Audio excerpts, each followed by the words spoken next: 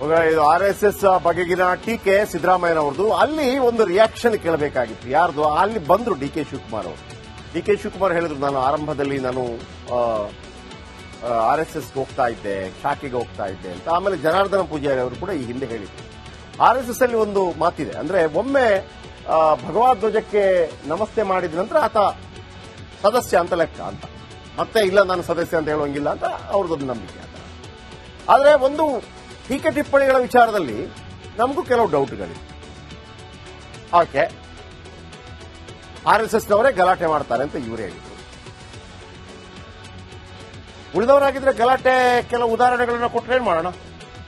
ಈಗ ಡಿಜೆಹಳ್ಳಿ ಕೆಜೆ ಬಿಟ್ಟಾಕಿ ಉದಯಗಿರಿಯಲ್ಲಿ ಮೊನ್ನೆ ಗಲಾಟೆ ಆಯ್ತಲ್ಲ, ಯಾರು ಮಾಡಿದ್ದು? ಅವ್ರಿಗೆ ಏನ್ ಶಿಕ್ಷೆ ಆಯ್ತು? ಉದಯಗಿರಿಯಲ್ಲಿ ಗಲಾಟೆ ಆಯ್ತಲ್ಲ, 7 ಪೊಲೀಸರು ಕೊಡಿದ್ರಲ್ಲ, 10-15 ವೆಹಿಕಲ್ಗಳು ಜಖಮ್ ಆಯ್ತಲ್ಲ, ಏನ್ ಶಿಕ್ಷೆ ಕೊಟ್ರಿ? ಯಾರು ಮಾಡಿದ್ದು? RSS?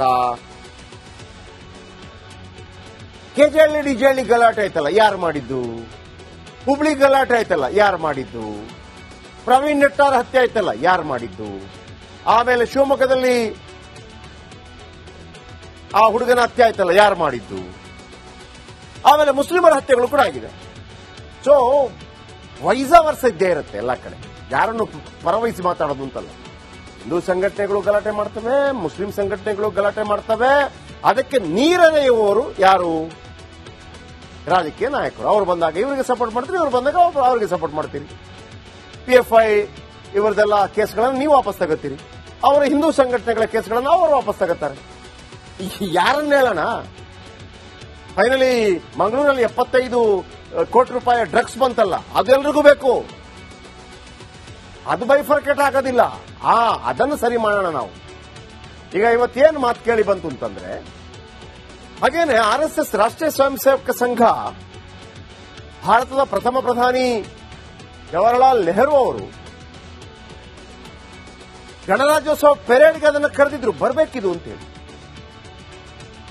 ಭಾಗವಹಿಸಿ ಅಂತ ಕರೆದಿದ್ರು.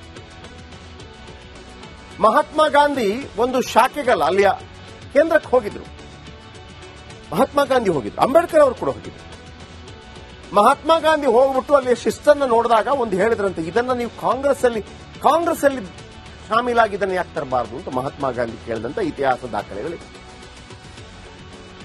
ಇರ್ಲಿ, ರಾಜಕೀಯವಾಗಿ ಅದು ಫೈಟ್ಗಳಾಗ್ತಾನೆ ಇರುತ್ತೆ.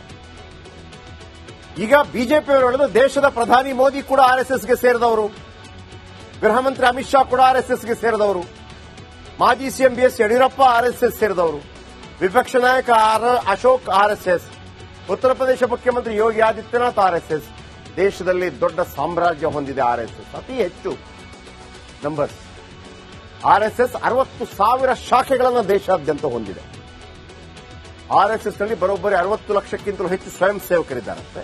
ಬರೋಬ್ಬರಿ 30,000ಕ್ಕೂ ಹೆಚ್ಚು ವಿದ್ಯಾಮಂದಿರಗಳಿದೆ, ಪಾಠ ಮಾಡ್ತಾರೆ. ಆ ವಿದ್ಯಾಮಂದಿರಗಳಲ್ಲಿ 30 ಲಕ್ಷ ಪ್ರಾಧ್ಯಾಪಕರಿದ್ದಾರೆ. 30,000 ವಿದ್ಯಾಮಂದಿರದಲ್ಲಿ 50 ಲಕ್ಷ ವಿದ್ಯಾರ್ಥಿಗಳಿದ್ದಾರೆ. 50 ಲಕ್ಷಕ್ಕೂ ಹೆಚ್ಚು ABVP ಸದಸ್ಯರಿದ್ದಾರೆ.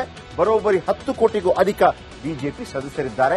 ಇಷ್ಟು ಜನರು ಅಪರಾಧ ಕೃತ್ಯಗಳಲ್ಲಿ ತೊಡಗಿಸಿಕೊಂಡಿದ್ದಾರಾ ಅಂತೇಳಿ ಬಿಜೆಪಿ ಪ್ರಶ್ನೆ ಮಾಡ್ತಾ ಇದೆ. ಇದು RSS ಬಗೆಗಿನ ಟೀಕೆ ಸಿದ್ದರಾಮಯ್ಯನವರದು. ಅಲ್ಲಿ ಒಂದು ರಿಯಾಕ್ಷನ್ ಕೇಳಬೇಕಾಗಿತ್ತು. ಯಾರ್ದು? ಅಲ್ಲಿ ಬಂದ್ರು ಡಿ ಕೆ ಶಿವಕುಮಾರ್ ಅವರು.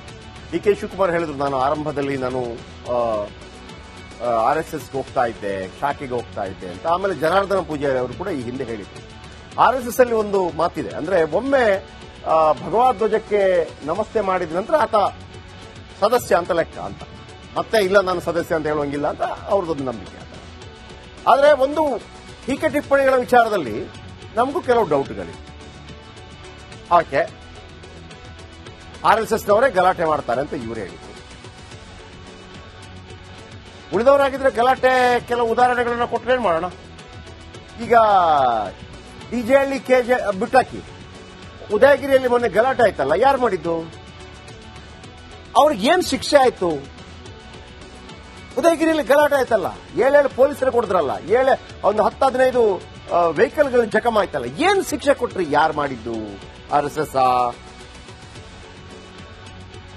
ಕೆಜೆಹಳ್ಳಿ ಡಿಜೆಹಳ್ಳಿ ಗಲಾಟೆ ಆಯ್ತಲ್ಲ, ಯಾರು ಮಾಡಿದ್ದು? ಹುಬ್ಳಿ ಗಲಾಟೆ ಆಯ್ತಲ್ಲ, ಯಾರು ಮಾಡಿದ್ದು? ಪ್ರವೀಣ್ ನೆಟ್ಟಾರ್ ಹತ್ಯೆ ಆಯ್ತಲ್ಲ, ಯಾರು ಮಾಡಿದ್ದು? ಆಮೇಲೆ ಶಿವಮೊಗ್ಗದಲ್ಲಿ ಆ ಹುಡುಗನ ಹತ್ಯೆ ಆಯ್ತಲ್ಲ, ಯಾರು ಮಾಡಿದ್ದು? ಆಮೇಲೆ ಮುಸ್ಲಿಮರ ಹತ್ಯೆಗಳು ಕೂಡ ಆಗಿದೆ. ಸೊ ವೈಸಾ ವರ್ಷ ಇದ್ದೇ ಇರುತ್ತೆ ಎಲ್ಲ ಕಡೆ, ಯಾರನ್ನು ಪರವಹಿಸಿ ಮಾತಾಡೋದು ಅಂತಲ್ಲ. ಹಿಂದೂ ಸಂಘಟನೆಗಳು ಗಲಾಟೆ ಮಾಡ್ತವೆ, ಮುಸ್ಲಿಂ ಸಂಘಟನೆಗಳು ಗಲಾಟೆ ಮಾಡ್ತವೆ. ಅದಕ್ಕೆ ನೀರೆರೆಯುವವರು ಯಾರು? ರಾಜಕೀಯ ನಾಯಕರು. ಅವರು ಬಂದಾಗ ಇವರಿಗೆ ಸಪೋರ್ಟ್ ಮಾಡ್ತೀರಿ, ಇವರು ಬಂದಾಗ ಅವರಿಗೆ ಸಪೋರ್ಟ್ ಮಾಡ್ತೀರಿ. PFI ಇವರದೆಲ್ಲ ಕೇಸ್ಗಳನ್ನು ನೀವು ವಾಪಸ್ ತಗೋತೀರಿ, ಅವರ ಹಿಂದೂ ಸಂಘಟನೆಗಳ ಕೇಸ್ಗಳನ್ನು ಅವರು ವಾಪಸ್ ತಗೋತಾರೆ. ಯಾರನ್ನ ಹೇಳೋಣ? ಫೈನಲಿ ಮಂಗಳೂರಲ್ಲಿ 75 ಕೋಟಿ ರೂಪಾಯಿ ಡ್ರಗ್ಸ್ ಬಂತಲ್ಲ, ಅದೆಲ್ರಿಗೂ ಬೇಕು. ಅದು ಬೈಫರ್ಕೇಟ್ ಆಗೋದಿಲ್ಲ. ಅದನ್ನು ಸರಿ ಮಾಡೋಣ ನಾವು. ಈಗ ಇವತ್ತೇನು ಮಾತು ಕೇಳಿ ಬಂತು ಅಂತಂದ್ರೆ, ಹಾಗೇನೆ RSS ರಾಷ್ಟ್ರೀಯ ಸ್ವಯಂ ಸೇವಕ ಸಂಘ ಭಾರತದ ಪ್ರಥಮ ಪ್ರಧಾನಿ ಜವಾಹರಲಾಲ್ ನೆಹರು ಅವರು ಗಣರಾಜ್ಯೋತ್ಸವ ಪೆರೇಡ್ಗೆ ಅದನ್ನು ಕರೆದಿದ್ರು, ಬರಬೇಕಿದು ಅಂತೇಳಿ ಭಾಗವಹಿಸಿ ಅಂತ ಕರೆದಿದ್ರು. ಮಹಾತ್ಮ ಗಾಂಧಿ ಒಂದು ಶಾಖೆಗಲ್ಲ, ಅಲ್ಲಿಯ ಕೇಂದ್ರಕ್ಕೆ ಹೋಗಿದ್ರು. ಮಹಾತ್ಮ ಗಾಂಧಿ ಹೋಗಿದ್ರು, ಅಂಬೇಡ್ಕರ್ ಅವರು ಕೂಡ ಹೋಗಿದ್ರು. ಮಹಾತ್ಮ ಗಾಂಧಿ ಹೋಗ್ಬಿಟ್ಟು ಅಲ್ಲಿಯ ಶಿಸ್ತನ್ನು ನೋಡಿದಾಗ ಒಂದು ಹೇಳಿದ್ರಂತೆ, ಇದನ್ನ ನೀವು ಕಾಂಗ್ರೆಸ್ ಅಲ್ಲಿ ಶಾಮೀಲಾಗಿ ಇದನ್ನು ಯಾಕೆ ತರಬಾರದು ಅಂತ ಮಹಾತ್ಮ ಗಾಂಧಿ ಕೇಳಿದಂತ ಇತಿಹಾಸ ದಾಖಲೆಗಳಿವೆ. ಇರಲಿ, ರಾಜಕೀಯವಾಗಿ ಅದು ಫೈಟ್ಗಳಾಗ್ತಾನೆ ಇರುತ್ತೆ. ಈಗ ಬಿಜೆಪಿಯವರು ಹೇಳಿದ್ರು, ದೇಶದ ಪ್ರಧಾನಿ ಮೋದಿ ಕೂಡ RSSಗೆ ಸೇರಿದವರು, ಗೃಹ ಮಂತ್ರಿ ಅಮಿತ್ ಶಾ ಕೂಡ RSSಗೆ ಸೇರಿದವರು, ಮಾಜಿ CM BS ಯಡಿಯೂರಪ್ಪ RSS ಸೇರಿದವರು, ವಿಪಕ್ಷ ನಾಯಕ ಅಶೋಕ್ RSS, ಉತ್ತರ ಪ್ರದೇಶ ಮುಖ್ಯಮಂತ್ರಿ ಯೋಗಿ ಆದಿತ್ಯನಾಥ್ RSS.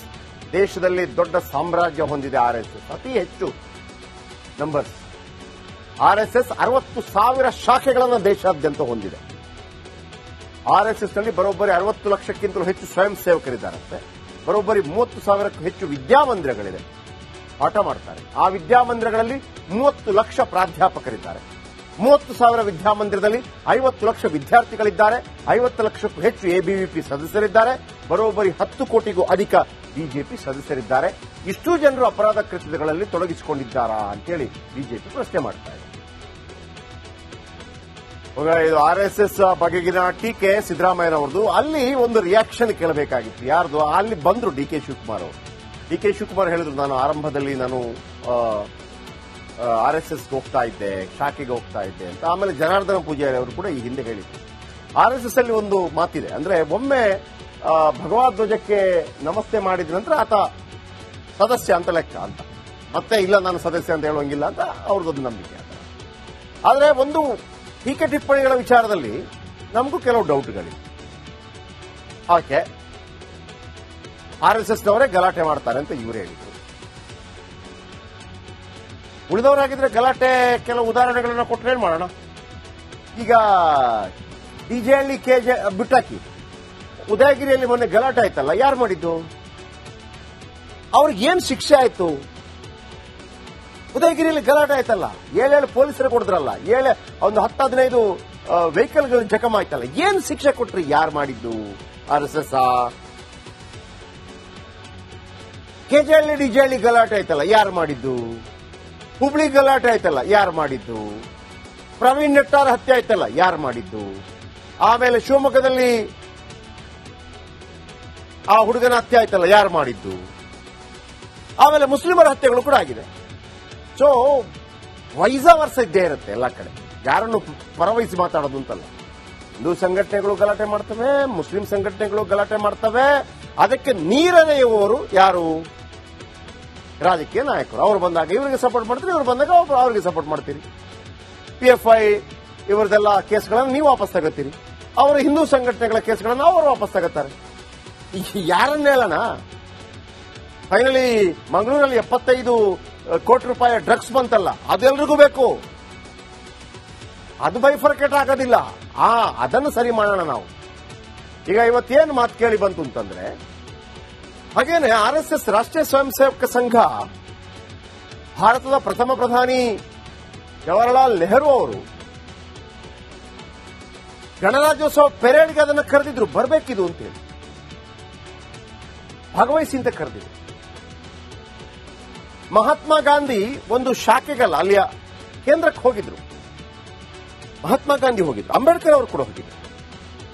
ಮಹಾತ್ಮ ಗಾಂಧಿ ಹೋಗ್ಬಿಟ್ಟು ಅಲ್ಲಿ ಶಿಸ್ತನ್ನು ನೋಡಿದಾಗ ಒಂದು ಹೇಳಿದ್ರಂತೆ, ಇದನ್ನ ನೀವು ಕಾಂಗ್ರೆಸ್ ಅಲ್ಲಿ ಶಾಮೀಲಾಗಿದ್ದನ್ನು ಯಾಕೆ ತರಬಾರದು ಅಂತ ಮಹಾತ್ಮ ಗಾಂಧಿ ಕೇಳಿದಂತ ಇತಿಹಾಸ ದಾಖಲೆಗಳಿವೆ. ಇರಲಿ, ರಾಜಕೀಯವಾಗಿ ಅದು ಫೈಟ್ಗಳಾಗ್ತಾನೆ ಇರುತ್ತೆ.